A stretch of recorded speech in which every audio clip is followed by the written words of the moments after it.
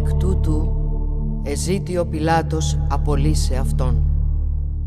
Οι δε Ιουδαίοι έκραζον λέγοντες, «Εάν τούτον απολύσεις, ουκ η φίλος του Καίσαρος. Πάσο βασιλέα εαυτόν ποιόν, αντιλέγει το Καίσαρι».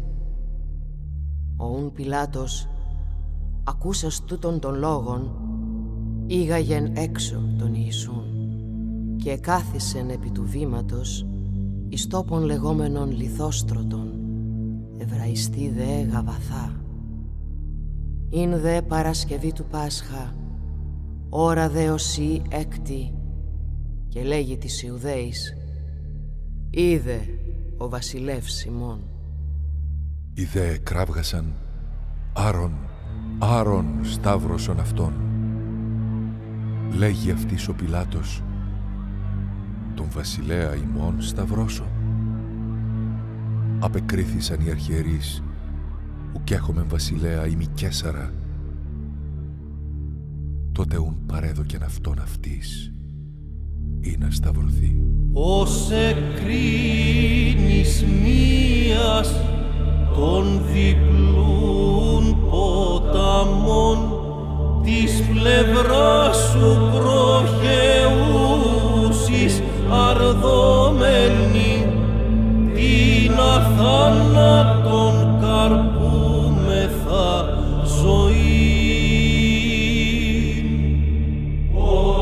Ωραίος καλή παραπάντας πρώτους, ως ανίδεος νεκρός τα φαίνεται, ότι φύση ώρα ίσας του παντός.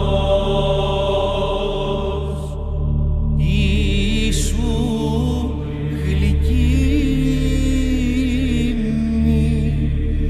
και σωτήριον φως, τα φόβος εν σκοτεινό κατά και κρύψεν, ο αφάτου και αρήτου ανοχής.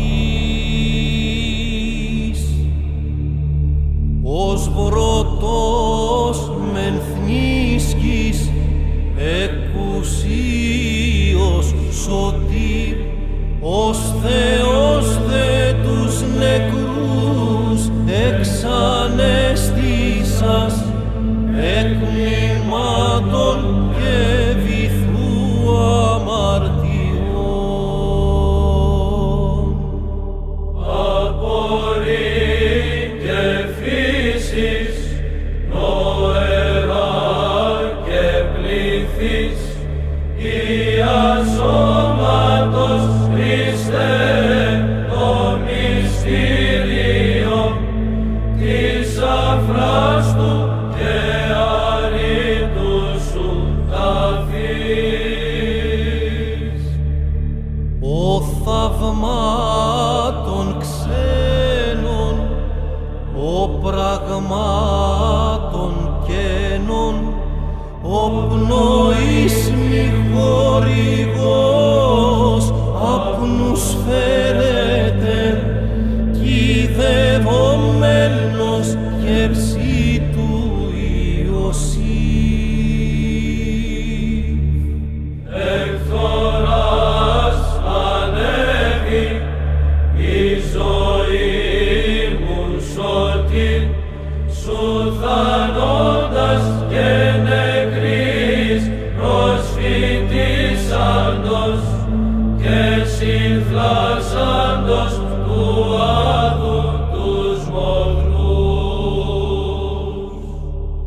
Ως φωτός λιχνία μήνυσας του Θεού, υπογύμνος υπομόδιον κρύπτεται και διώκει τον ενάδη σκοτασμόν.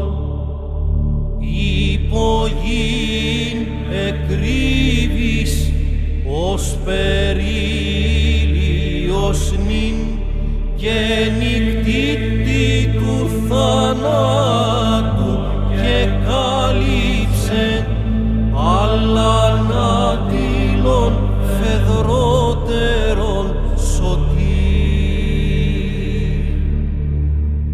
Επί γης κατήλθες ή να σώσεις Αδάμ και εν γη μη ευρυγός τούτον δέσποτα μέχρι σάδου κατελήληθας ζητών.